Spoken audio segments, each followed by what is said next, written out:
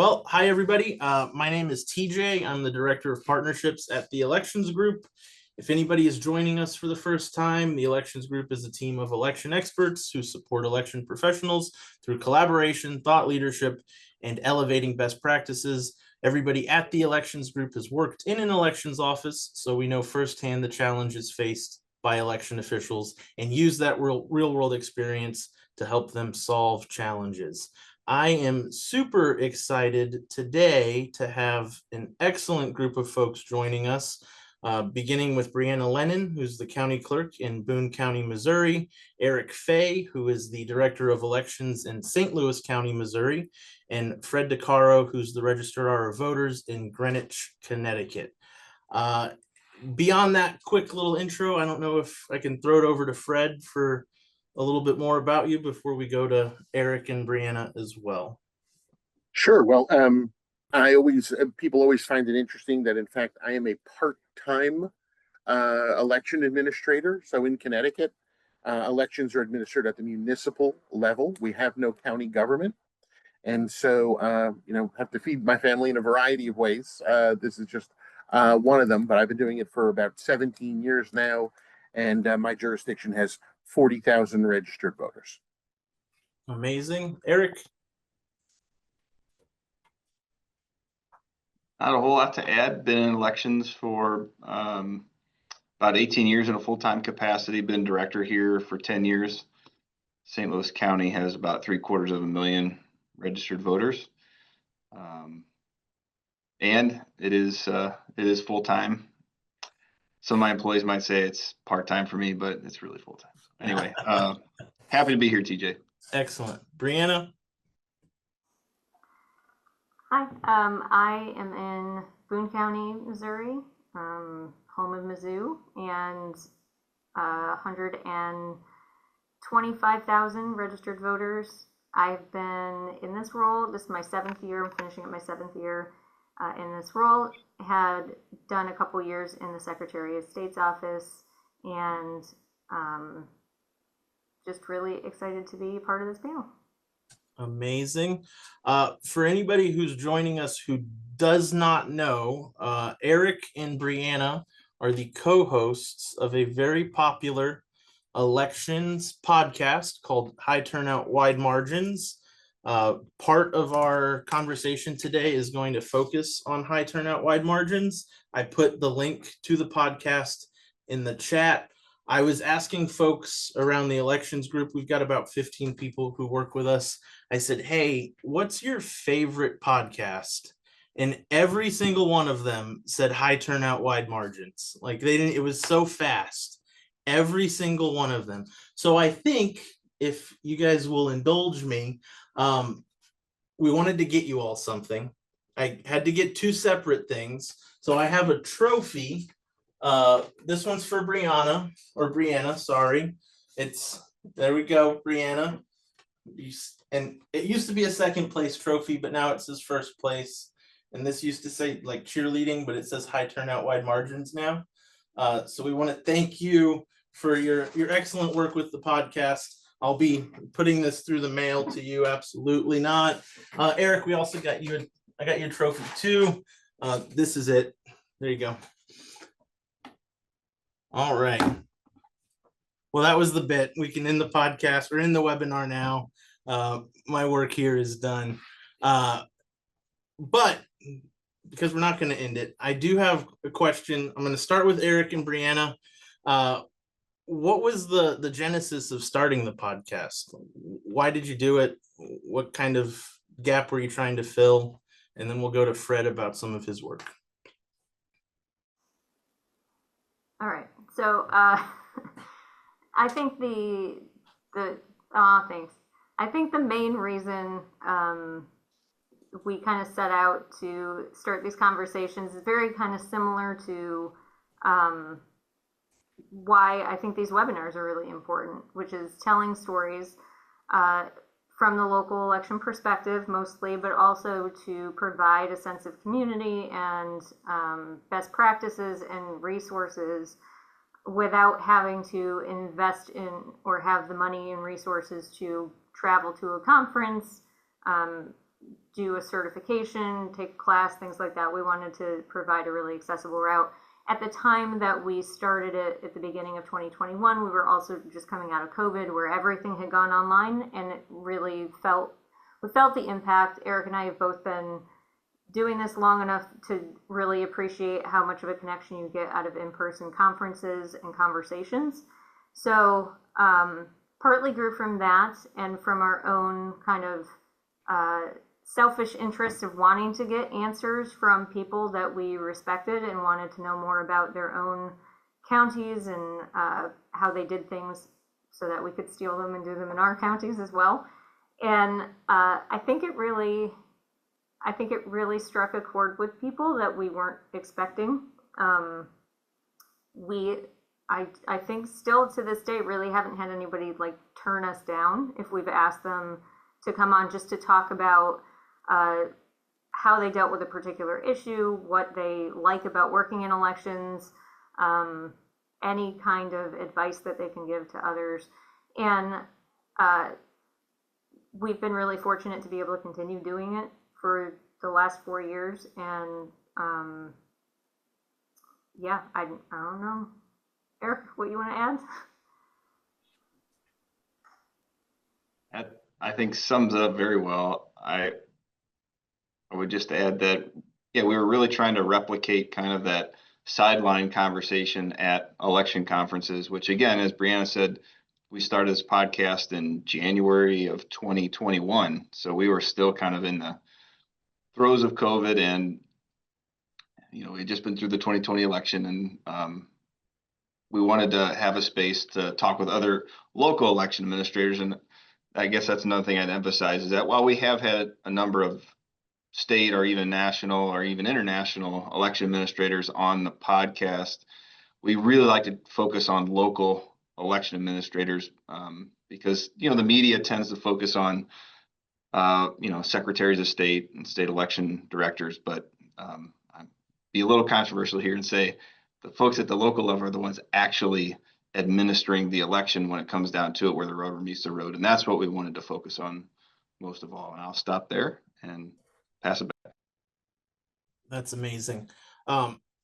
Fred, turning to you, obviously Brianna and Eric have talked about Brianna and Eric have talked about how they've kind of focused these conversations so that it's more internal facing within the election community, building value for election administrators and hearing what others are doing, hearing what others are going through, etc. I know your program that you're going to talk about is kind of the opposite, in that you're looking outward at your community, not of election professionals, but the community of Greenwich. Can you talk about what inspired you to talk a little bit about the program that you started, what it is, and then what inspired you to get it going? Sure. Well, I'll talk a little bit about the inspiration first. And the inspiration, I think there's two pieces. The first is, I think anyone who administers elections knows what a sea change it has been since 2020, when we were just kind of focused on making sure we stayed out of the news, had accurate counts, you know, get home, go to bed, pray there's no recount, it was a landslide, and you're done. And what's happened since then, right, is that we've had folks, sometimes well-meaning, sometimes perhaps not as well-meaning, but who are constantly looking for cracks in the system, etc. And what we found was it was so important to go on offense a lot more, right, and be out there to give people opportunities to see the transparency with which we operate the office, and to ask any question that they had. And that's why we created the Election Academy. So I didn't invent the Election Academy. And in fact, I took it from lots of different places. If you ever go to the website for Forsyth County, North Carolina, boy, their flyers look a lot like our flyers, and theirs were first.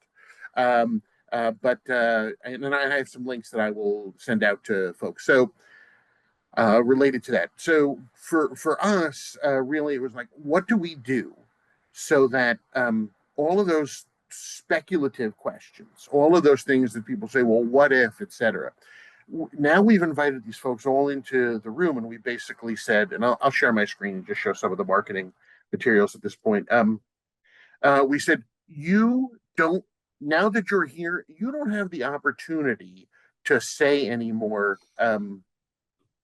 uh, you know, I don't know the answer to this, because we are giving you up to 20 hours, okay, of time between attending all of the training classes for our poll workers, between specific Q&As that we do, between with all the reading that we've given you, with the online pieces, et cetera, from the Secretary of the State's office. Like, you should not be walking out of here and saying sort of what if, or I don't know, or speculation. And so, we had, both fans and skeptics came. And I'm not certain that we converted skeptics in every one of those cases. But at the very least, what we found was it was a lot harder for them to be skeptical when they were, in fact, the truth was put in front of them. So this was the sort of the first piece of it, the Election Academy, which we modeled after as I said, Forsyth County and Contra Costa County. California has an excellent program also, and we ran a full program in 2023, and we're running a full program again in 2025.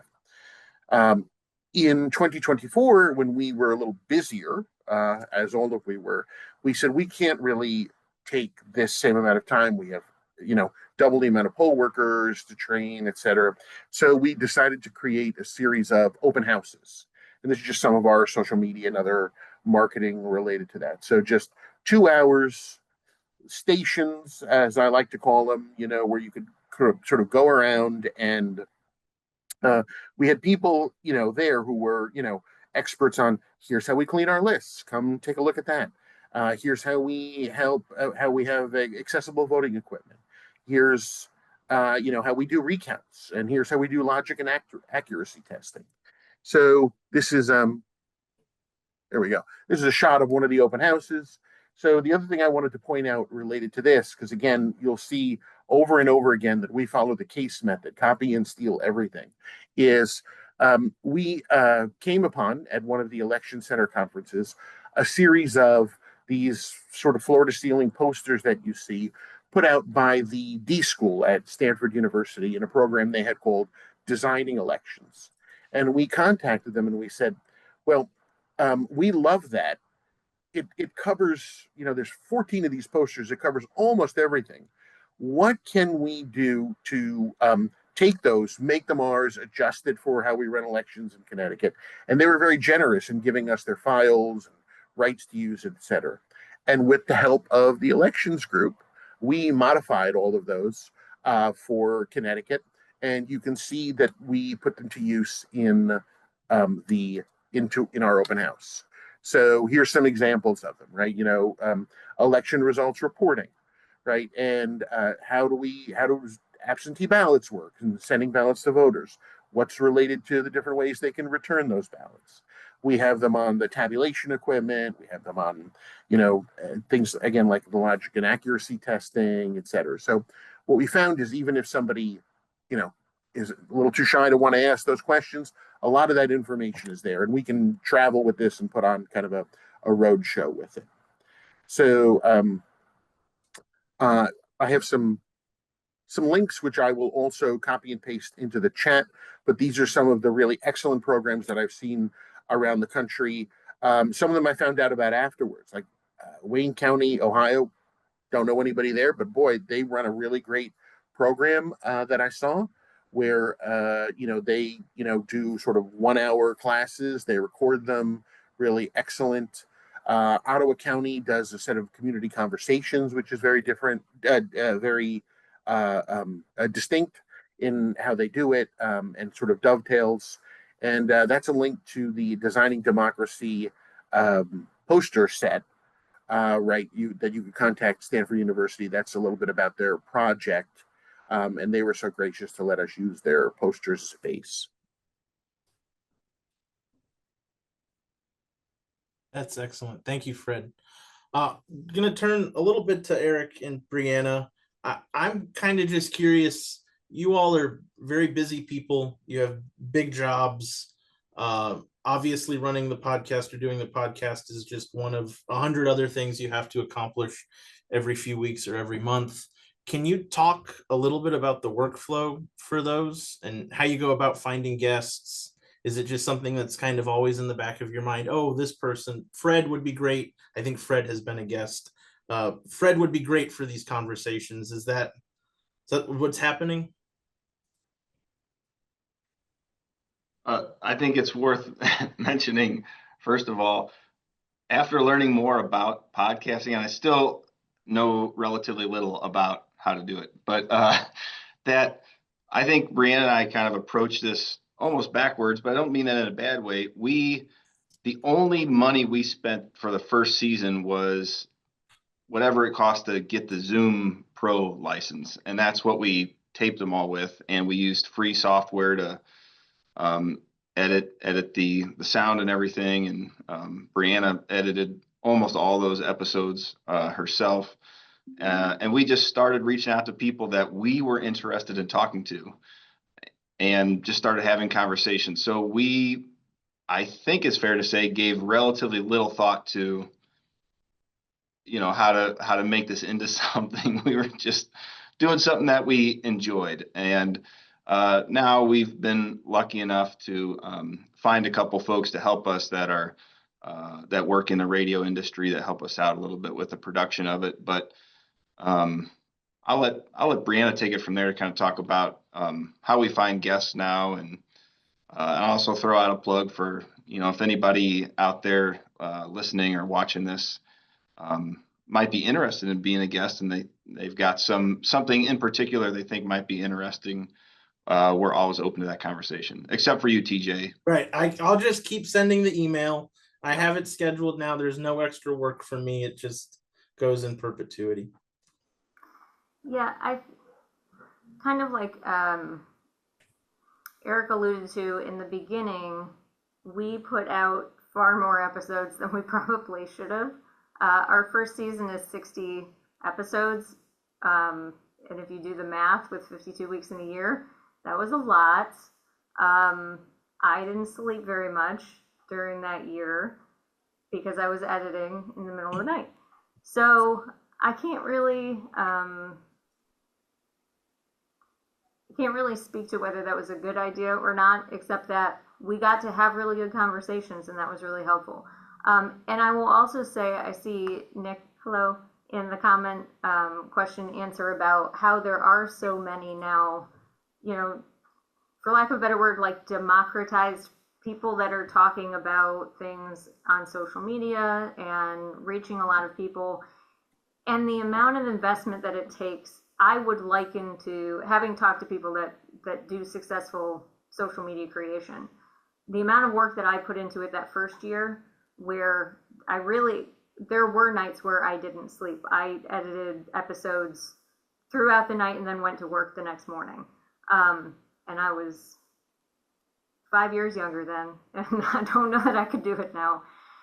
Being able to hold down this job and put in what it requires to still be good at this job, I don't know how possible it is without finding somebody that can either, like on the social media side, that can either carry the load of doing all of the editing, carry the load of,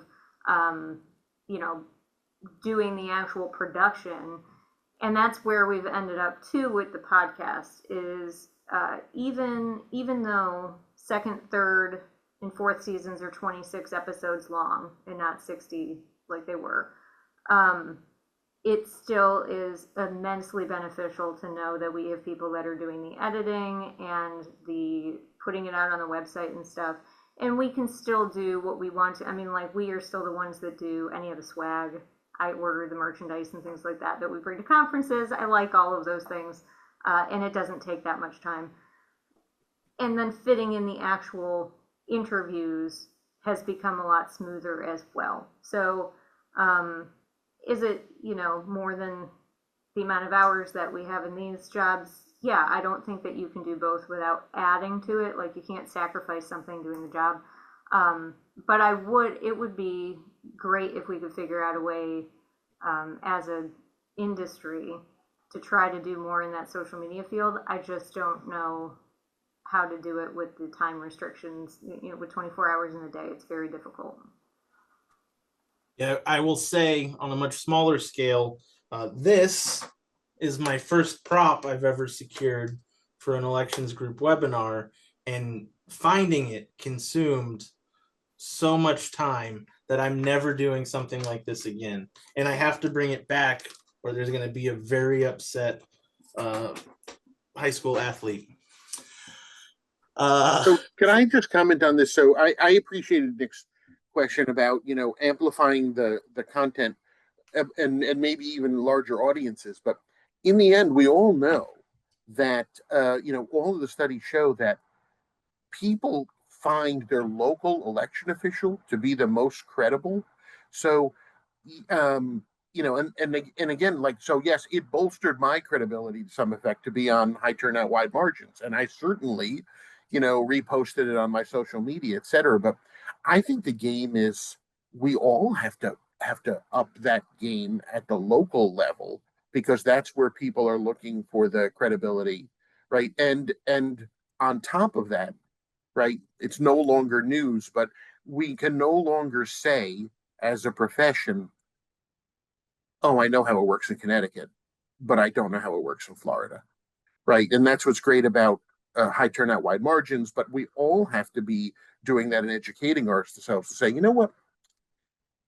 I know they have those same, those same machines from ES&S in 15 other states, and I'm pretty confident on how they work, right? And I think they work pretty much the same way over there. So we have to lean into the local, that local piece of credibility.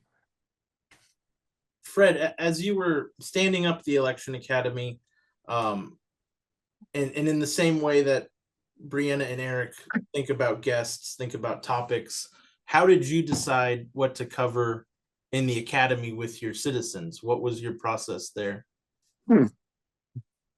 Well, uh, perhaps the process could have been more refined in the sense we just figured out, how much can we cover, right? We didn't really focus on it in terms of, like, we just said, all right, we do all this poll worker training already. So as part of it, you get to come to all this poll worker training. You're signed up for that, as well as the Q&As. But the way we do the sections that are specifically one-on-one for, myself and my partner here, right, is we do focus on certain themes, right? So we have one session that is particularly on a review of the election calendar and the seasons associated with it here in Connecticut.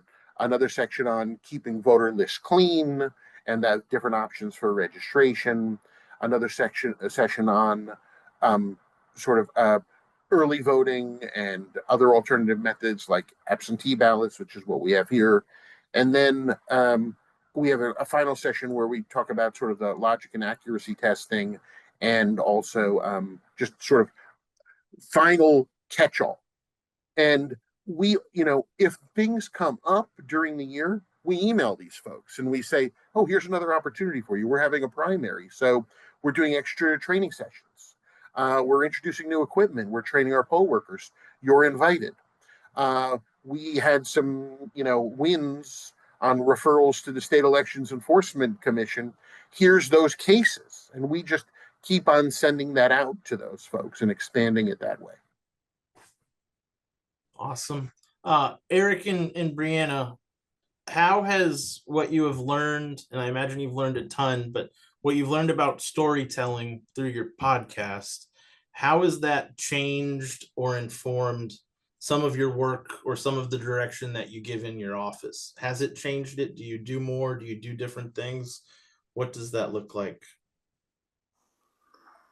I mean, I think the biggest thing, and it's probably easy to say since we are doing the podcast, but the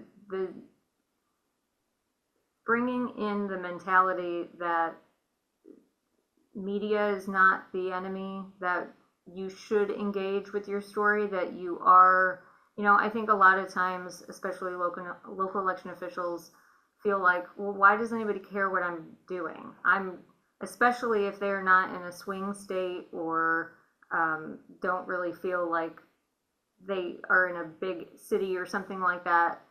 Why does anybody care what I have to think? I've never talked to a reporter before. I'm too nervous to do it. Bringing that mentality in, I think makes a difference on your employees as well. Because if you, in my mind, because I've worked in some of these situations, if you have a boss that doesn't like to answer to the press, or you have a boss that doesn't want to engage with the public, that signals to employees in the rest of the office or even the rest of the county that that's not important, that you shouldn't be providing that transparency and things like that. So for that, I think it's really important, something that I've tried to bring back into the office so that people know, nobody is undeserving of an answer that seeks one out from our office, or nobody is undeserving of getting our attention if they are, needing it. So that's one thing. Eric, I'll add, even though we joke around, or at least I hope you're joking, I will say that St. Louis County, Missouri, in terms of some of the innovative and I think just really like effort driven stuff that you guys do. I know you have done annual reports or biannual reports for like 40 years. They're amazing. I guess you haven't done them for 40 years, Eric, but your office has done them. So I think St. Louis County comes from like a strong position. So I'm just wondering how this experience has elevated that, or if it has in any way. Well, I think to the points that have been made earlier, especially in light of what has transpired in the election administration space over the last several years, we all have to make more effort, or a different effort, kind of to Fred's point, to tell our story. I think that point has been made over and over again. And so for my staff, while sometimes, if they've heard about I'm doing a podcast or something, they might, rib me about it or whatever. We do make a very concerted effort to have the public come into our office. So kind of to piggyback on Fred's whole effort, although we don't have a formal academy, we give tours all the time. We make an effort to have legislators and other, members of the media come in for tours. And while it at the time seems like extra effort to all of our staff here, and they have to kind of put things aside while they prepare for those things, they have now seen it in a number of different areas, whether it's a legislator saying on the floor of the House or the state Senate that they took a tour of the county election board and this is what they saw. Folks from both parties, I think they see the benefit in doing those kinds of things. And it was even heartening for me to see, I think it was last year, a couple academics from San Diego, I think UC San Diego, put out some research that election office tours and things like what Fred is doing have a demonstrable impact on confidence in the elections for the people that undertake those things, that go on the tours and sit on these election academies. So I think now there's even research to back up what we're doing to some extent. Fred, on that point, I don't know if you have a specific example or a memory of someone who, came into your office, came into the election academy and said, I'm sorry, Fred, or they didn't say, I'm sorry. They said, I'm not buying what you're selling. Thanks. Happy to sit through this, but you're not going to change my mind. Do you have any extreme examples of people's minds being changed, or is it like moving a glacier? Well, I think I have two examples that come to mind. The first is I definitely had some skeptics who came, and we were very careful in keeping attendance and things like that, and they eventually stopped coming, right? And so I made lots of notes of that and documented it, and even wrote memos to myself so that when I was FOI'd, that would all pop up related to that, in the sense saying, look, we've given all of these opportunities, and we're not getting that. No, I had another skeptic though who went through the whole program, and we self-nominated for an award, which we did not win, here in the state of Connecticut last year, and we asked for testimonials, and some of the testimonials that I got back were very, very heartfelt and weren't necessarily from people who I anticipated getting them from. But we asked every member of the academy if they would write something on our behalf. So that was, on an empirical level, great to see that there was a heart changed, right? I don't know if I can even go to two, but there was something.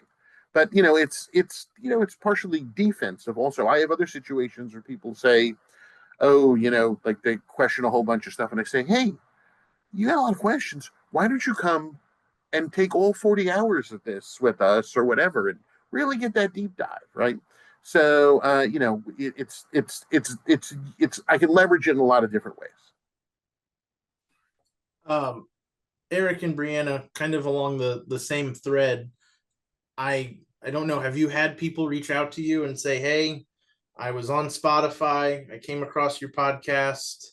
Like, what has that experience been like? Just kind of putting these out into the universe. My mom reached out to me.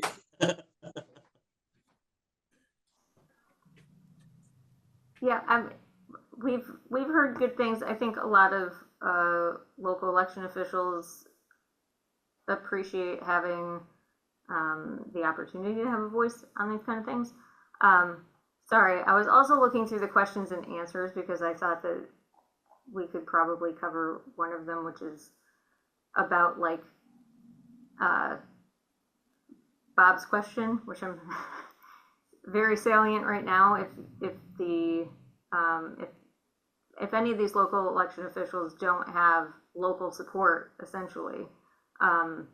And I think that we've talked to some of those individuals before. Not every local election official that we talk to is like, super popular. I'm not super popular all the time locally. It's just not feasible to expect that you're always going to have support from everybody when you're trying to do new initiatives and things like that. And so promoting trust among voters, I think partly that comes from showing that you are willing to work for the trust, and it may bother some other elected officials that don't want to do that. There are going to be people that think that it's silly that you go above and beyond and try to talk to people, or you think that you are not doing the right thing by reaching out to people and inviting criticism, and they don't want that. And I think what we try to show in the podcast, what I try to do locally, what I know Fred and Eric try to do locally, is demonstrate that it is still a good thing to do, and you earn the trust by doing that, by showing that you're willing to put yourself out there. It's not a short-term solution. It's something that you have to build over time. And I think it's extremely complicated. Like Bob's question is, well, what if it's your bosses? What if it's the board that hired you or that is overseeing you? I think that that's more complicated, but I think also Eric can speak to that because he does have a board, and I'm lucky that I don't. I'm directly elected. Eric, anything to add other than that you've changed your mom's mind? I would just add that it's very heartening whenever I'm at a conference and somebody I don't know will come up and say they enjoy the podcast or something like that, because Brianna and I really did begin this as kind of a project of our own, almost for our own edification at the beginning. And it just it tickles me whenever there are actual people out there that get something out of it, and that's what keeps me and I think us going is that there are other election officials that can gain something from it. Hopefully that can continue. That's right. There you go, TJ. Fred, one of the things, I think we've known each other for 3 years now, and one of the things I really like about you and talking to you is I can't think of very many people who like pay attention broadly across different states, across different jurisdictions, um, about what other people are doing or seeing what other offices are doing. So I'm just wondering, across the country, like right now, what are some of the themes or specific initiatives that you're seeing that excite you, uh, that you want to elevate in this moment to the 14 people who listen to our webinars? I don't know that I have specifics, but I will tell a little story about that because, so in 2020, right, I was just going to my local state association conferences, et cetera.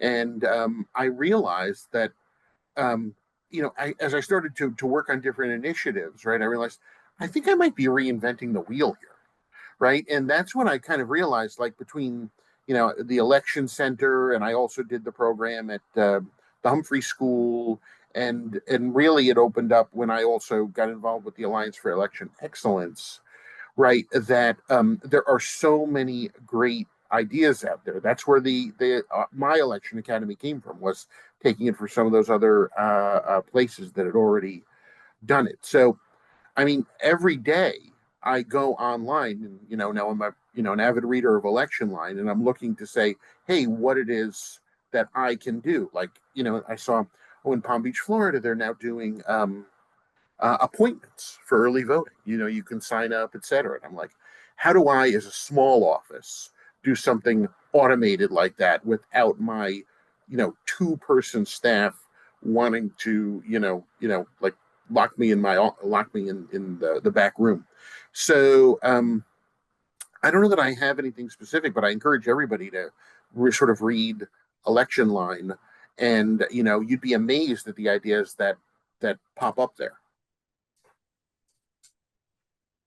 Same lines for Eric and Brianna. Uh, Anything that you're seeing from jurisdictions, or I guess I'll give an example. I was in Michigan this week, and a clerk there, I think Justin Roebuck in Ottawa County, Michigan.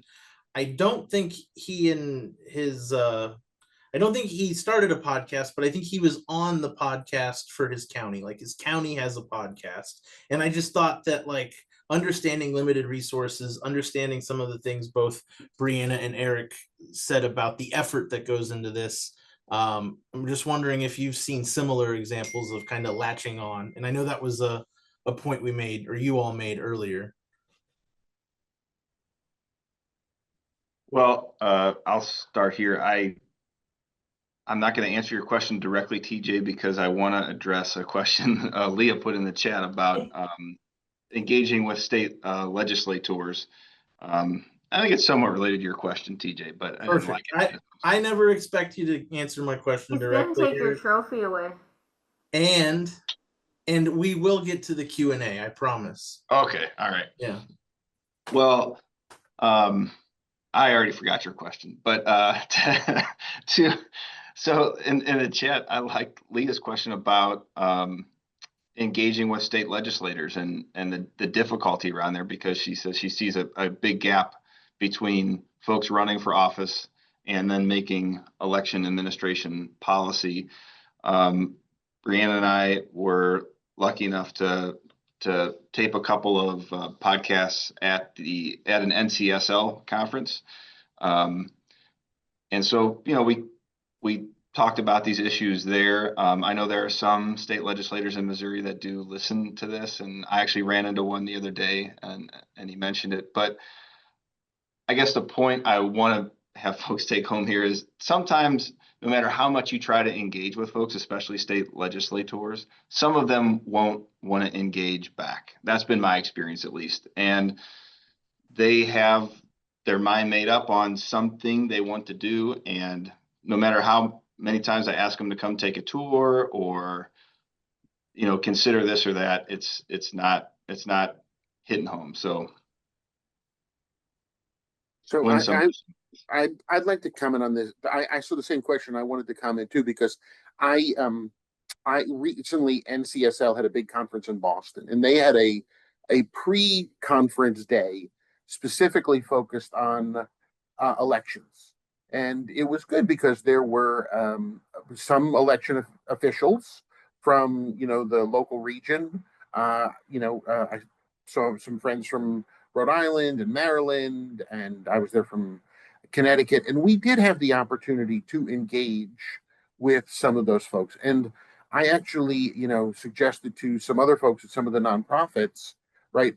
I really do think that NCSL kind of is a place where we need to be, right? Because, when you do have things like, say, ban on private funding or something like that, if folks aren't seeing sort of the positive aspect of some of these not-for-profits, right? And NCSL is a great place for that, right? They're not gonna get the education necessary to change those hearts and minds. So, and I did see, Tammy Patrick from the Election Center there and stuff, and I think that's great. So it happened to be close to me, so I was able to do it. But I wish we did have more people going to those. Excellent. Well, since Eric has stopped taking my questions, can I answer? Can yes, I answer the actual absolutely. question? Yes, please. Okay, because the actual question was about like other other things that we've seen, other podcasts, things like that. So, ironically, one was in the question and answer. I just saw Santa Clara Registrar has one. We have seen a lot more. I think probably podcasts are now kind of equivalent to social media, and there have been a lot of people that have been doing it. I don't by any means think that we are the end all be all of election podcasts. I love when more people are doing them. We started it because there weren't any at the time. So the fact that there are some now gives a little credence to the fact that it's a necessary thing to do. There's definitely a demographic of people that would much rather get information through podcast mediums. And I think it's really good to add that, not exclusively to the way that you reach out, but the only thing that I caution people when they want to do it is similar to what we said before, like it's an investment. It's not, like if you're going to be really good at Facebook, you need to know to post a few times a day. Like you can't just post once and whatever. It is the same with podcasts. People notice when you miss a week. People stop listening when they don't feel like you are committing the amount of time that you should. And so then it just becomes like a chore that you did or something that only lasted for a few episodes. And we've seen that, especially a lot of state election officials like to try to do them, and they kind of fizzle out after a while because it is an investment. So I love seeing them. I especially like when there's cross-pollination where election officials are on somebody else's podcast, because I think that helps. We're talking to each other, but if you wanted to reach more people, or people that you think would be in a demographic, I would also encourage people to reach out to podcasts that they like and ask to be a guest. It's not that hard to do. It's just thinking that maybe you're not like brave enough to do it. And I'm not encouraging TJ. I'm just encouraging other local election officials out there. If you have a favorite podcast, especially if it's about anything related to like media or news literacy or something, ask if you can present the election point of view. Brianna, I've got one question and this is just for you. It's before we go to the Q&A. In 2021, when you were editing those podcasts, staying up all night, making sure that they were perfect, how often did it cross your mind that you should have found a partner who knew how to edit as well? I am going to say that it had nothing to do with the partner that I had and more to do with my own control issues. Got it. Okay, very good. A match made in heaven. All right, let's turn to the Q&A. I encourage folks to continue to ask questions in there.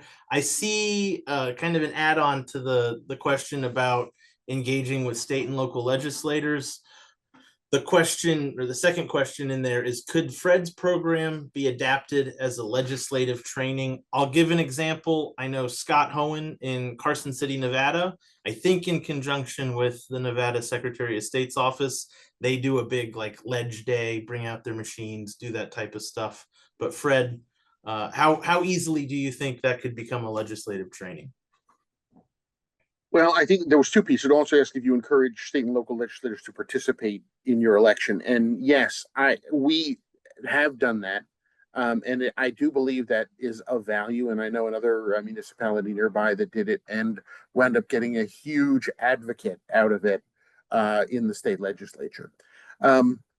Well, so I know you're at some point we're going to debut it, but we actually with the election, with the help of the election center, took the best practices from our academy and Foresight and some of the others, and have actually created a manual, right, on how to sort of build your own election academy. So, election center is just finishing up kind of some of the branding and polishing on that, and I know it'll be posted at some point on your website. So let's all take a look for that in the future. So yeah, I think that the open house version, which is also in there, is pretty easily translated. Like, use the kind of signage we had, something you could easily do in your state capital or have those open houses. And I really like the idea of having those education stations.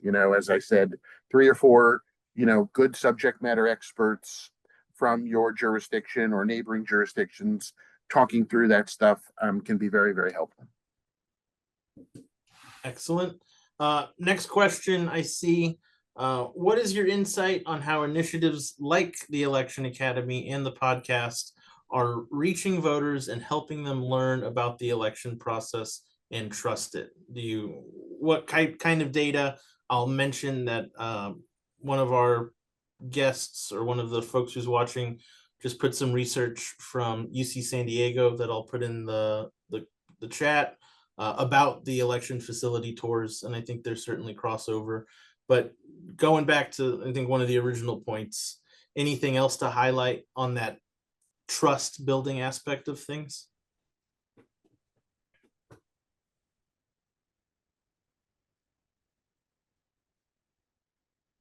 If not, we can always talk about Eric's complicated relationship with his mom. Nobody wants that. I just would say I'm not under any illusion that our podcast reaches a lot of non-election administration associated folks. So, at least in my mind, the purpose of it really is to build community and to share with our greater election administration community.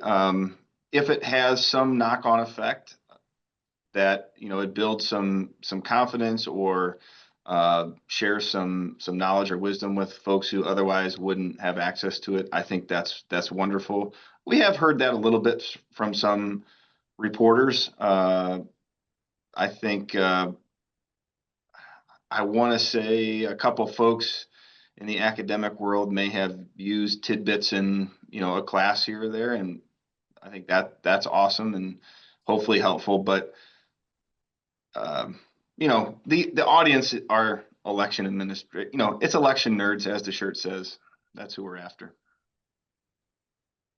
Amazing. Fred or Brianna, anything to add there? I mean, I would just add, I think anything that allows us to share ideas about ways that we've built trust in our communities. I think that's what we're aiming to do with the podcast. One of the reasons we had Fred on the podcast was to share that so that people could, expand trust in their own communities. And to some extent, I think it also does help to show that you are not afraid to talk about things. And so the fact that you're on a podcast or the fact that you're a guest on one or things like that also can help build trust because, like I said, it shows that you're not afraid to answer hard questions or talk about things or show that you're knowledgeable. I mean, lots of times, because elections are still such a black box for so many people because they are only interested when they're interested, being able to show that you know what you're doing and you know what you're talking about, to the extent that you have gone on a podcast exclusively to talk about elections, can be helpful in some ways. Yeah. Fred, any notes on that? Only, as I mentioned earlier, that my own appearance on, appearance isn't the right word, it's podcast, but my own time on high turnout, wide margins, I totally use that and let sure people knew it, because yes, it did enhance my own credibility. Amazing, amazing. I'm looking through here we go. Wondering what panelists think or have done to identify champions and allies to amplify their trusted messages and leverage that credibility. So have you done anything to, share your podcast, for example, with other elected leaders? Brianna, you mentioned, I think, doing some of that, perhaps with like mixed responses from fellow electeds. Fred, I don't know if you've done any of that, but anything you all have done? This is from a question in the Q&A. I think, well, I will say, Eric and Brianna, the fact that you all started off with a fairly low budget Zoom-based podcast and grew that through Brianna's hard work into something that is now featured on the Election Center's website, is in partnership with the Election Center, is in no way a small feat. And I think in some ways is kind of the pinnacle of reaching our professional community. So giving mostly Brianna kudos in her work in making that happen. Didn't mean to answer the question for you. Go ahead, Brianna. Yeah, I mean, I think when we identify champions and allies, those are who we invited on the podcast. So to some extent, we kind of looked around at conferences and election line to see who was successful in doing the stuff that we wanted to be successful in as well, and put them on the show and ask them if they wanted to share their story, which is why the first question is always how you got started in elections, because I think a lot of the strength of our profession anyway is the oddball jobs that people had before they come here. And I think it's still challenging. It's always going to be challenging to get people that are like quote unquote popular in our communities. Like, we're not going to be the cool office that people want to partner with most of the time. We'll probably only partner with other government offices because, as much as I wish that we were flashier, we're just not. So given that, finding the ones that are trusted within our community, and then they can help share and grow the message as well. And I think that's part of the reason we've been effective, and part of the reason we've been able to partner with Election Line, because of the caliber of the people that we talk to. What are the popular government offices? I remember being a local election administrator in 2020, 2021, sitting in my office looking out and thinking, man, I'm really not having any fun right now, but at least I don't work at the school board. And that was always like a little bit of a bump for me. Fred, I think same question, original question. Did you intentionally invite anybody to be part of the Election Academy, or was that kind of an organic? Again, its original, iteration was defensive, but so we tried to give it wide circulation the first time through. we did a sort of an op-ed in the paper, and we promoted it. We have the town has sort of an email blast that basically goes to almost half the population, and then of course the League of Women Voters, et cetera. So, and but we partner with some of those sort of standard advocacy groups, but whenever there's something small, we like to just generate positive news stories. So, for instance, we have all this new equipment, all these little sticks for the ES and S devices, and I wanted to put serial numbers on them. And our local library has this laser engraver, and I'm like, oh my gosh! So, like, we are using the engraver and doing a little photo op and stuff like that. So that'll get in their newsletter, which does some cross pollinating. Amazing. Well, we are at, I think, almost the end of our time together. I'm sorry for any comments or questions we didn't get to in the Q&A. With our last few minutes, one question to each of you, as folks who I think have demonstrated a capacity to both build trust in your communities, but also your communities that you serve in, but also build trust in the professional community that you find yourselves in. If I've got an hour a week or an hour a month, what's one thing that I could be doing to tell my story, if I'm a local election official who doesn't have a ton of time? What's one thing that you would be doing?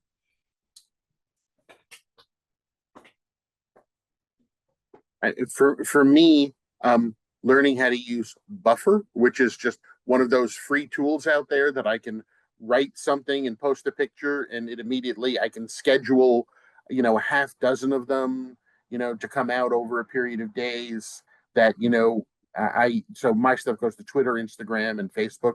Now, unfortunately for me, it's all generally repetitive, but I am at least on 3 different channels, etc. And in an hour, I can bang out 2 or 3 of those to be scheduled over a series of days. If only I had a staff, right? For that, but that's it's just me. Eric, Brianna? Well, ultimately, I think the best way for the public and the community to have confidence and trust in what's going on is for them to have a positive voting experience. So to the extent you have time,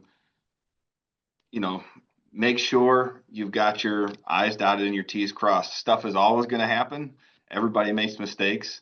But I know that's what we're all trying to do. And I know that wasn't necessarily your question, TJ, but I would say for like a more micro thing, I just love tours of the office and the warehouse. You get immediate feedback from the people you're giving tours to, and if you've got time for that, I think it's time well spent. I'll leave it at that. Brianna, final thoughts? I would say this is like a do what I say and not what I do type of situation, but an hour's worth of planning really can get a lot done when you feel like the whole social media campaign that you want to send out, like that's going to sound overwhelming. But if you sat for an hour and you kind of gamed out everything you wanted to do, then you could then take the hour that you have all the following weeks and agenda it out and plan it out, and you really can get a lot done with an hour. The thing that came to mind, and this was actually something that I did when I was campaigning, but every week I would do a 1-minute video, which took far longer than a minute to film, but less than an hour, of something that I didn't think the public knew about the clerk's office. And I wasn't even the clerk yet. It was just like regular public knowledge that people were asking me out in the community. And so it was like, how do I register to vote? What happens to my voter registration after? And distill that down, did it straight to camera and put it on Facebook. And it was one of the more popular things because people were like, oh, I didn't know that. And I can watch for a minute, which TikTok has kind of taken that over. But you know, doing anything straight to camera for explanations and teaching really does kind of garner trust. So planning it out and then doing that as an execution, I think, is a good use of time. I'm not good at planning things out. Luckily, you're very good at executing. Luckily for Eric. Thank you to everyone who joined us today. Thank you, obviously, to Fred, Eric, and Brianna for taking the time to join this chat. As always, to the folks who are listening, our inbox is always open. We look forward to seeing you at the next elections group webinar. I have to bring these trophies back. Thank you and goodbye.